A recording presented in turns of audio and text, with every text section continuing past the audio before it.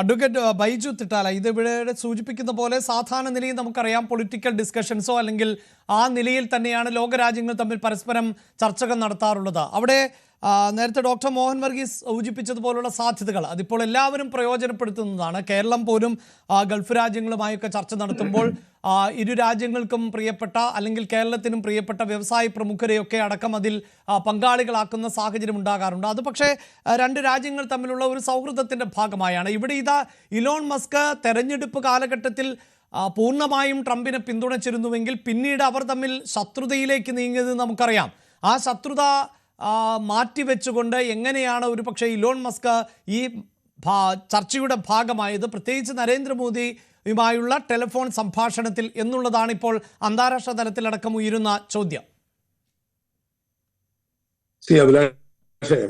ശ്രീ മോഹൻ വർഗീസ് പറഞ്ഞ പോലെ throwing your hat at the ring, അതാണ് Pakistan throw this hat at the ring at the first place.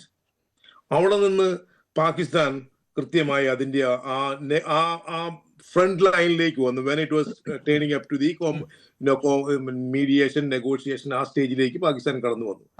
പിന്നെ അതിൽ ഇന്ത്യയുടെ ഹിസ്റ്റോറിക്കലായിട്ടുള്ള ഇന്ത്യയുടെ ഒരു സ്റ്റാൻഡ് പോയിന്റ് എന്ന് പറഞ്ഞാൽ, പക്ഷെ നമുക്ക് ഹാറ്റ് എറിയാതെ തന്നെ, ഇന്ത്യക്ക് ഹാറ്റ് എറിയാതെ തന്നെ എത്തപ്പെടാൻ പറ്റുമായിരുന്ന ഒരു സ്ഥലമായിരുന്നു ഈ നെഗോഷിയേറ്റിംഗ് സ്റ്റേജ്.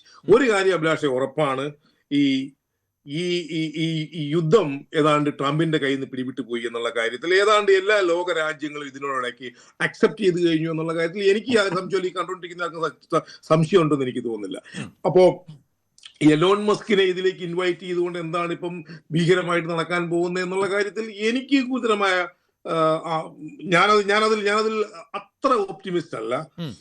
ഇത് ഒരു എലോൺ മസ്ക് വഴി ഈ പ്രശ്നം ഇപ്പൊ അങ്ങ് സോൾവ് ആക്കി കളഞ്ഞേക്കാം എന്നാണ് നമ്മൾ ലോക രാജ്യങ്ങൾ ചിന്തിക്കുന്നതെങ്കിൽ I don't buy that. Yes, അല്ല അങ്ങനെ ഒരു സാധ്യതയും നമ്മൾ ആരും നിരീക്ഷിക്കുന്നില്ല. കാരണം അദ്ദേഹത്തിന് അങ്ങനെ സ്വാധീനമുള്ള ലോകവ്യാപകമായി സ്വാധീനമൊന്നുമുള്ള വ്യക്തിയുമല്ലല്ലോ.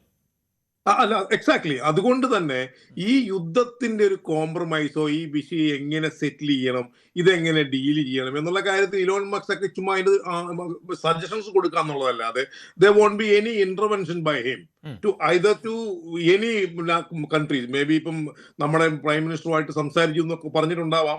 ഒരു പക്ഷേ അതിനൊക്കെയുള്ള പോസിബിലിറ്റി നമുക്ക് തള്ളിക്കളയാൻ പറ്റില്ല. But how does that make any difference to the actual ground reality? My answer to that question is no.